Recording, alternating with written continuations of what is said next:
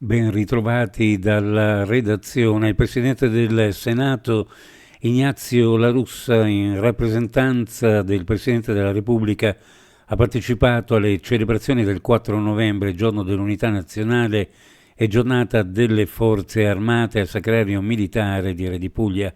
Ad accoglierlo alla base del monumento la resa degli onori.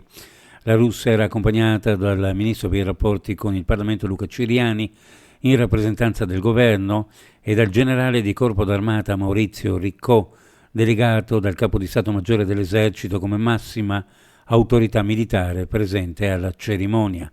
Il Presidente del Senato ha quindi percorso la via eroica del Sacrario Militare fino al sacello del Duca d'Aosta, dove è stata deposta una corona d'alloro ed è stato osservato un minuto di silenzio.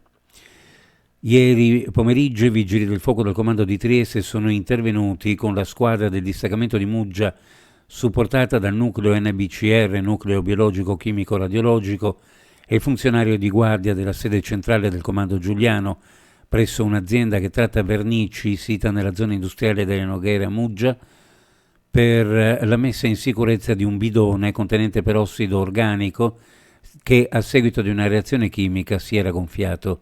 Giunti sul posto, i vigili del fuoco hanno trasportato il fusto all'aperto, spostandolo da una zona sicura del magazzino dell'azienda, e hanno iniziato le operazioni di messa in sicurezza che sono consentite nell'apertura del fusto e nel travaso del contenuto in altri recipienti per il successivo smaltimento.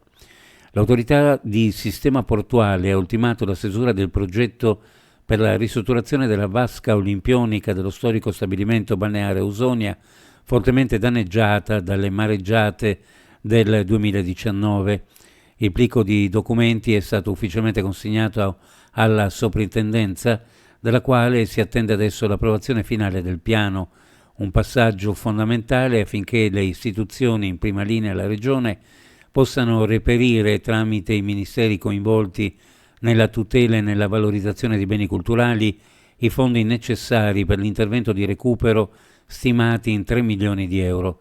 Solo una volta reperite le risorse sarà possibile bandire i lavori tramite appalto integrato, così da partire effettivamente con i cantieri e finalmente riaprire il bagno nella sua interezza. Si ripete da anni ed è capace sempre di richiamare in città migliaia di persone. Si rinverdisce anche quest'anno la tradizione della fiera di Sant'Andrea, che prenderà il via sabato 30 novembre.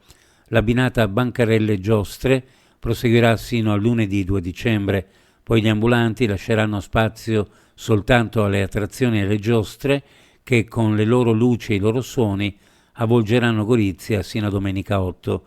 Quella di quest'anno sarà un'edizione per forza di cose ad ostacoli, perché l'alta concentrazione di cantieri sta facendo letteralmente ammattire il comune, che deve trovare location alternative e convincenti. Uno sguardo alle previsioni meteorologiche.